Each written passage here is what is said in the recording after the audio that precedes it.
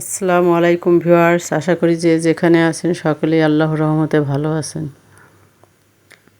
আজকে আমি করলা দিয়ে কাসকি মাছের শুটকি দিয়ে করলা ভাজি করব। আমার ছেলে করলাটা এমনি খেতে চায় না, এভাবে রান্না করে দিলেও সুন্দর খায়।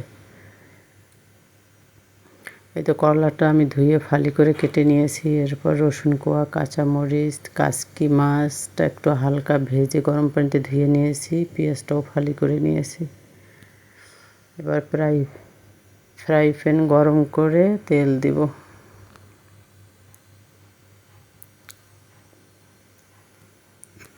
আপনাদের বাচ্চারা যদি করলা খেতে না চায়, এভাবে রান্না করে দিবেন, ঠিক খেয়ে নেবে।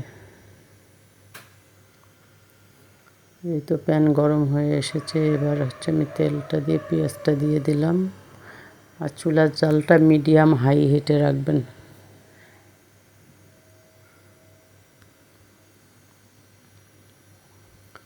পেঁয়াজটা 1 মিনিট মতো আমি নরম করে নিয়েছি। এরপর কাঁচামরিচ ফালিয়ে রসুন কোয়া দিয়ে দিলাম।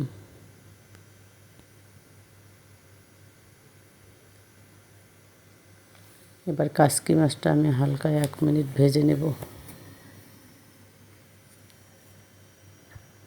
আগে ভেজে ধুয়ে নিয়েছি, আবারও 1 মিনিট মতো ভেজে নেব।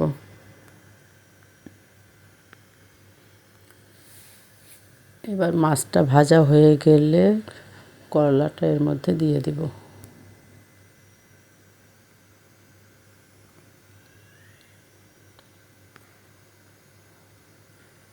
আপনারা অবশ্যই একটা বড় প্যান নেবেন। আমার প্যানটা একটু ছোট হয়ে গেছে, এই জন্য নাড়াচাড়া করার সমস্যা হয়ে যাচ্ছিল, পড়ে যাচ্ছিল।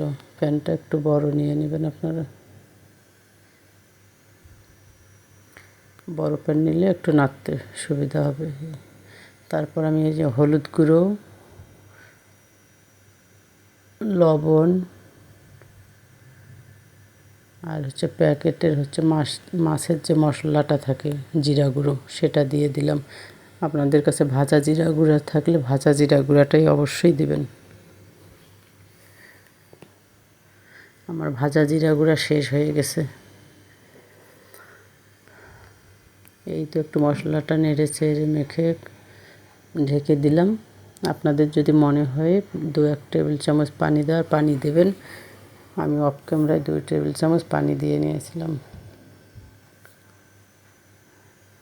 এর মধ্যে আমি 2বার ঢাকনা খুলে নেড়ে চেড়ে নিয়েছি। এই তো আর 1 মিনিট মতো রান্না হলে আমার রান্নাটা কমপ্লিট হবে।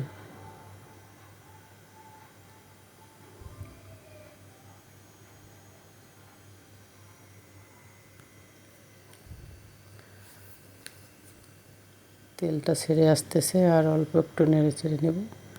এই তো আমি রান্নাটা নামিয়ে পরিবেশন করেছি আমার ছেলের জন্য।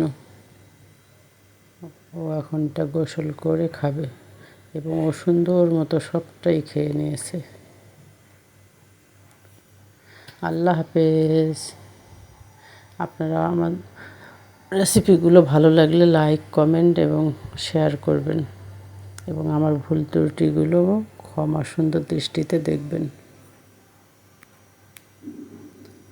ভালো থাকবেন।